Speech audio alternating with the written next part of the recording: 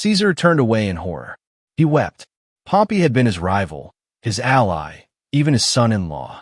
"This was not my wish," he said softly. "He was a great man, once my friend."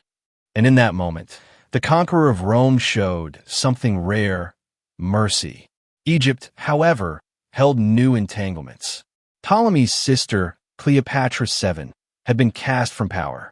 She saw in Caesar not just an ally, but an opportunity. One night, she was smuggled into his quarters, rolled inside a carpet. When unwrapped, she stood before him, radiant, defiant, brilliant. Caesar, in her, saw both danger and destiny. Together, they fought a brief civil war within Alexandria. The city burned, the great library partially lost to flame. But Caesar prevailed. He restored Cleopatra to her throne, and the two became lovers. From their union came a child, Caesarion, little Caesar. And though he would never rule Rome, his birth would forever tie the fates of the empire in Egypt. By 46 BCE, Caesar returned to Rome triumphant. Pompey was dead. The civil war was over, or so it seemed. His triumphs were celebrated with unmatched splendor. 4 great processions, each honoring a different victory: Gaul, Egypt, Pontus, and Africa. The people hailed him as dictator for 10 years. Gold filled the streets. Captives marched in chains. And Caesar, riding in his chariot of ivory, waved as the crowd shouted, "Caesar, father of the nation." But beneath the cheers, a shadow lingered. Many senators saw not a savior, but a king in disguise. And in Rome, the word king was poison. Caesar moved swiftly to rebuild the crumbling republic. He forgave his enemies, restored exiles, reformed laws, and rebuilt debt-stricken Rome. He expanded citizenship, stabilized the calendar, creating the Julian calendar still in use today. His reforms were brilliant, but his power was absolute. He appointed himself dictator for life. And though he claimed to preserve the republic, he had, in truth, replaced it. Temples rose in his honor. His face appeared on coins, the mark of a monarch. The Senate, humiliated, began to plot in silence. Not all of Caesar's enemies were dead. Pompey's sons had fled to Spain and raised new armies. Once more, Caesar rode to battle at Munda in 45 BCE, his final campaign. It was his bloodiest. For the first time, his legions faltered. But Caesar, sword in hand, age and fatigue forgotten, charged into the front lines, shouting, "Are you not my soldiers? Do you wish to hand me over to boys?" Inspired, they rallied. The victory was complete. But Caesar, after the battle, looked upon the field and said quietly, "This was not victory. This was murder." He had defeated the last of his rivals. There was no one left to fight, except the men who once called him friend. When Caesar returned to Rome, the Senate hailed him again as dictator for life. But behind the cheers were whispers, whispers of tyranny, of monarchy, of betrayal to the republic's ideals.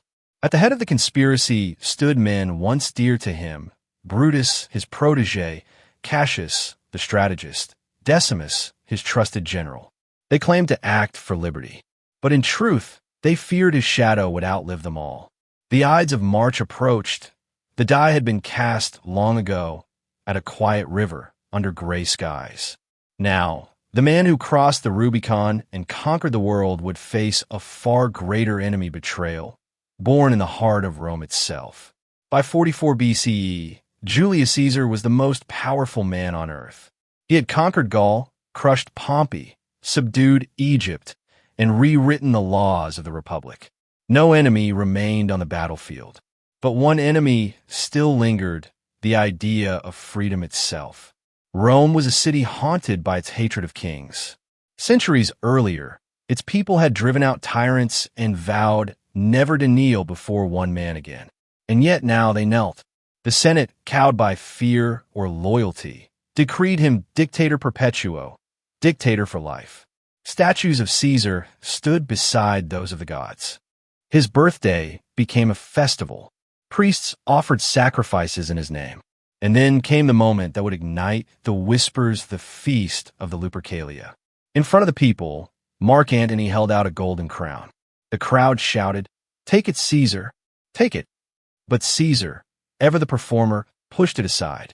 The crowd erupted in applause. Yet some saw the truth. He had refused not out of humility, but out of calculation. He wanted to be begged for the crown, to be seen not as a tyrant, but as destiny itself. Caesar's rule was both revolutionary and ruthless.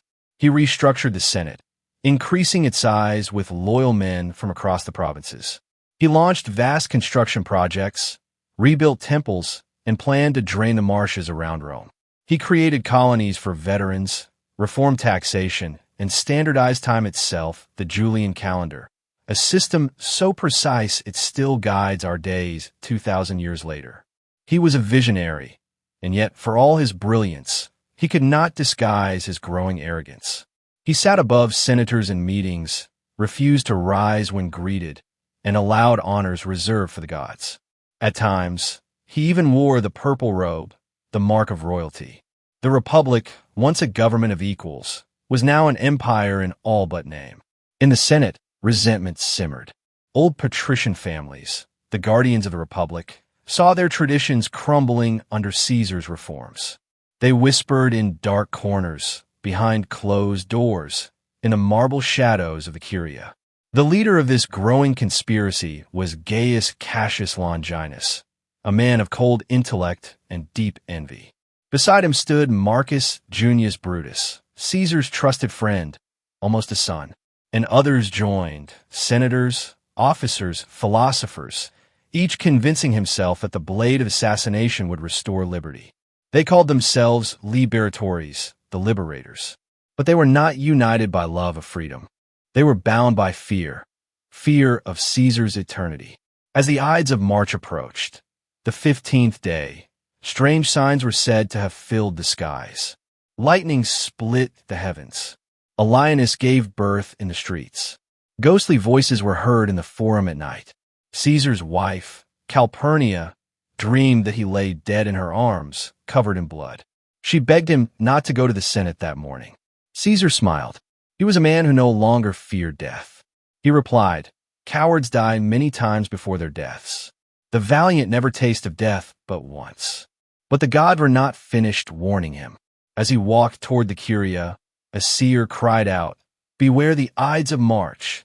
Caesar paused, smiled again, and continued on. To him, destiny had already spoken, and he was its chosen voice.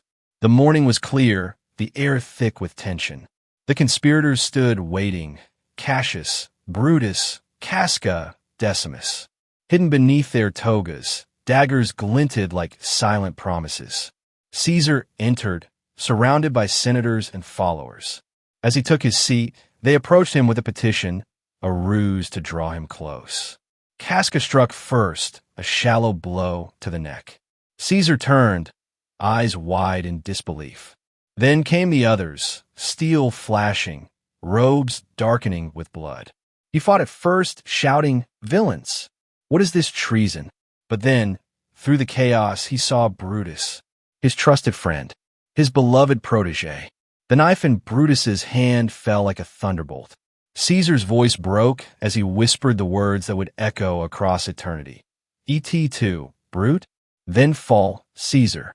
He drew his toga over his face, not out of fear, but dignity. And as the final blows fell, Rome's greatest son crumpled at the base of Pompey's statue beneath the shadow of the man he had once defeated. The Curia fell silent. The marble floor was red, and the dream of the Republic was reborn, or so they thought. Outside, chaos erupted. The conspirators stepped into the forum, declaring, "Liberty is restored. Rome is free again." But the people did not cheer. They wept. They had seen in Caesar not a tyrant, but a savior, the man who gave them bread, games, and hope. As word spread, the crowd grew violent. The conspirators fled for their lives. The Republic, the very thing they claimed to save, was now doomed. Days later, Caesar's body was brought to the Forum Romanum for his funeral. The city gathered, senators, soldiers, peasants, tens of thousands standing beneath the spring sun. Mark Antony, Caesar's loyal friend and general, took the stage. His voice thundered across the forum. "Friends, Romans, countrymen, lend me your ears." He spoke of Caesar's victories, his mercy, his love for the people. He showed them Caesar's wounds, one by one, each cut a betrayal. The crowd, once silent, erupted into fury. They seized torches and stormed the Senate house, setting it ablaze. The assassins fled. Rome descended into chaos. Riots, fires, vengeance. And from the ashes of that chaos rose new men. Antony, Octavian, and Lepidus the second triumvirate, sworn to avenge the fallen Caesar. In time, Julius Caesar would be declared Divus Julius, the divine Caesar. A comet appeared in the sky during the games held in his honor, blazing above the city for 7 days. The people said it was his soul ascending to the heavens. Even the Senate, who once feared his power, now built temples in his name. His image was worshipped beside Jupiter's. The republic that killed him could not escape him. In death, Caesar became eternal. Julius Caesar's life was a paradox, a tale of greatness and ambition, glory and destruction. He ended a corrupt republic, but replaced it with the rule of one man. He claimed to restore Rome's honor, but shattered her freedom to do so. In the years that followed, his adopted heir, Octavian, would rise as Augustus Rome's first true emperor. The republic was gone. The empire was born. And though centuries have passed, his name still commands awe. Kings, emperors, and rulers across time have claimed his titles are Kaiser, Caesar. But perhaps the truest measure of his legacy lies not in the crowns he refused, nor the power he held, but in the eternal truth that echoes from the marble of Rome. Men may die, but their ambition never does. The world had changed. Julius Caesar was dead, struck down by the very men he once called friends. But his shadow still walked the streets of Rome. His name still echoed from the lips of the people. And his dream, the vision of one Rome, eternal and united, refused to die. After Caesar's murder, the conspirators believed the republic would rise again. They imagined a return to old values, to liberty, to Senate, to law. But they had misjudged the heart of Rome. The people did not want liberty. They wanted stability, the order, the power, the vision that Caesar had given them. When Mark Antony spoke at Caesar's funeral, the city turned into a storm. The mob seized the assassins' homes, burned them to the ground, and hunted the traitors through the streets. Cassius and Brutus fled east to rebuild their forces and await the next reckoning. In their place rose two men, Mark Antony, Caesar's fiery general, and Gaius Octavius, the young, calm heir Caesar had named in his will. Few had heard of Octavius, a boy of only 18. But Caesar had chosen him carefully, adopting him as Gaius Julius Caesar Octavianus. And in his veins flowed ambition colder, deeper, and quieter than even his adoptive father's. Caesar's will changed everything. He left each citizen of Rome a gift, 300 silver denarii. He willed his gardens to the people, and he named Octavian as his son and heir. The message was unmistakable. The mantle of Caesar, his name, his power, his destiny, had passed to the boy.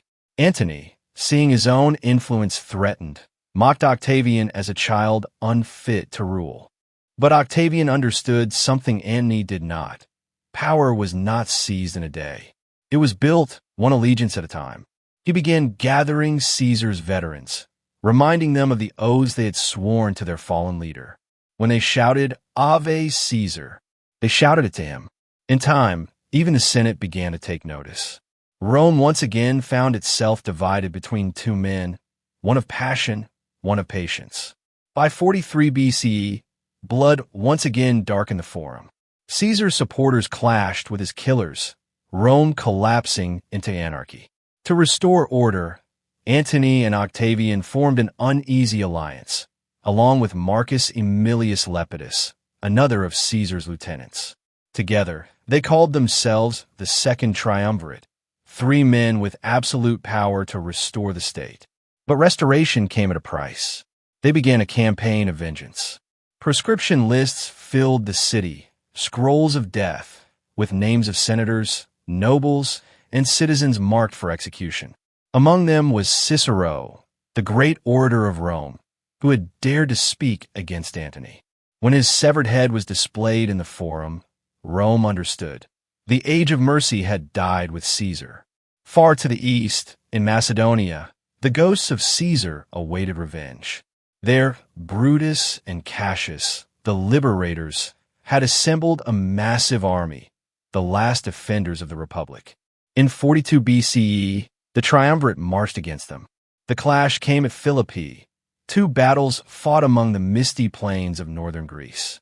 The fighting was fierce, the legions locked in a struggle that would decide the soul of Rome. Brutus fought bravely, even as Cassius fell by his own sword, believing the cause lost. When defeat became certain, Brutus too fell upon his blade, whispering, "Caesar, now be still. I kill not thee with half so good a will." The Republic died with them. The avengers of Caesar had triumphed. With the enemies of Caesar destroyed, his allies turned upon each other. Lepidus was sidelined. Only Antony and Octavian remained. Antony went east to rule the wealthy provinces and secure grain for Rome. There, in Egypt, he met Cleopatra, the same queen who had once enchanted Caesar himself. The union was instant, intoxicating, and political. Together they formed a royal alliance, bound by love and ambition. But in Rome, Octavian saw danger. He painted Antony not as a hero, but as a traitor, a Roman general bewitched by an Eastern queen. He displayed Antony's will before the Senate, claiming it declared that Antony intended to be buried in Alexandria beside Cleopatra. To Romans, that was treason. The Senate turned to Octavian, the dutiful son of Caesar, the savior of the Republic, and declared war not on Antony, but on Egypt. 31 BCE, the Battle of Actium. On the blue waters of the Ionian Sea, the fate of the ancient world was decided. Antony and Cleopatra commanded a grand fleet, 500 ships strong. Octavian's admiral, Marcus Agrippa, led the smaller, disciplined Roman navy. The winds turned. Cleopatra's ships caught fire. Antony's formations broke, and as defeat closed in, Cleopatra fled, her sails vanishing into the horizon. Antony followed her, abandoning his men. The battle was lost. The Republic was gone. And Octavian, the last heir of Caesar, stood alone as master of the world. 1 year later, Octavian marched on Egypt. Antony, defeated and despairing, took his own life in the arms of Cleopatra. The Queen of the Nile followed him soon after. Legend says by the bite of an asp, the symbol of her royal blood. Their bodies were laid together as they had wished. The last light of Egypt's ancient kingdom faded, and with their deaths, Caesar's unfinished empire was reborn. Octavian returned to Rome not as a conqueror, but as a restorer. He vowed to heal the wounds of civil war, to bring peace after decades of chaos.